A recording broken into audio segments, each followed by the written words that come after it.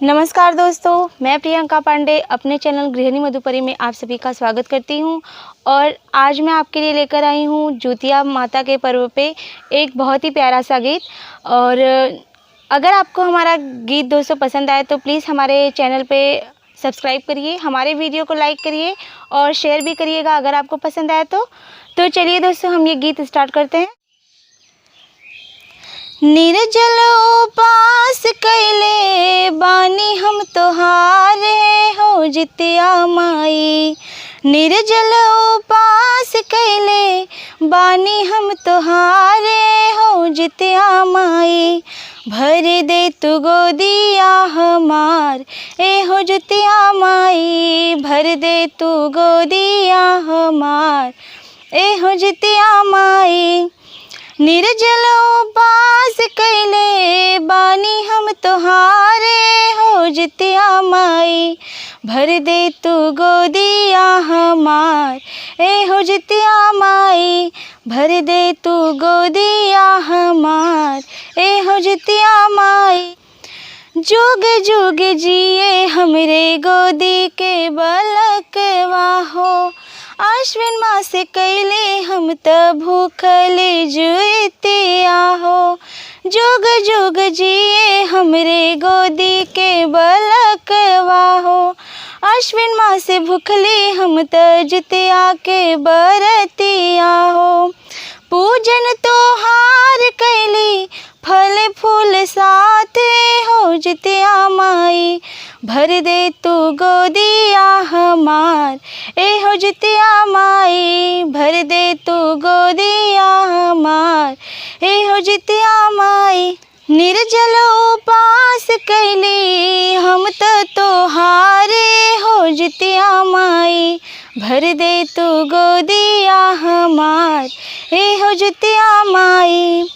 सोने के जुतिया माई तो है हम चढ़ाइब हो। जी मुतवाहन बाबा जी के संगे में पूजाइब हो। सोने के जुतिया माई तो है हम चढ़ाइब हो। जी मुतवाहन बाबा जी के पूजा हम कराइब हो। बजना बजवैबे साथे साथे हो जितिया माई। भर दे तू गोदिया हमार ए हो जितिया माई। भर दे तू गोदिया हमार ए हो जितिया माई। निर्जल उपास कैली फल फूल साथे हो जितिया माई। भर दे तू गोदिया हमार ए हो जितिया माई। घर परिवार मैया रखी हा सलामत हो। नैहर के दुखवा मैया जई हा तू टारत हो।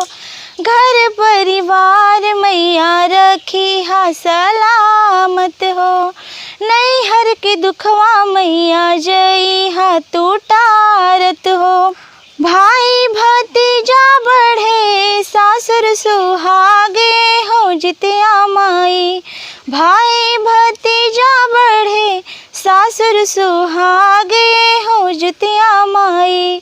भर दे तू गोदिया हमार ए हो जितिया माई। भर दे तू गोदिया हमार ए हो जितिया माई। निर्जल उपास कैले फल फूल साथे हो जितिया माई। भर दे तू गोदिया हमार ए हो जितिया माई। निर्जल उपास कैली बानी हम तोहारे हो जितिया माई। भर दे तू गोदिया हमार ए हो जितिया माई। भर दे तू गोदिया हमार ए हो जितिया माई। तो दोस्तों मुझे आशा है कि आपको ये गाना ज़रूर पसंद आया होगा। और अगर आपको ये गाना पसंद आया हो तो प्लीज़ हमारे वीडियो को लाइक करिए, शेयर करिए और हमारे चैनल पे सब्सक्राइब ज़रूर करिएगा दोस्तों। फिर मिलेंगे एक नए वीडियो के साथ, तब तक के लिए नमस्कार।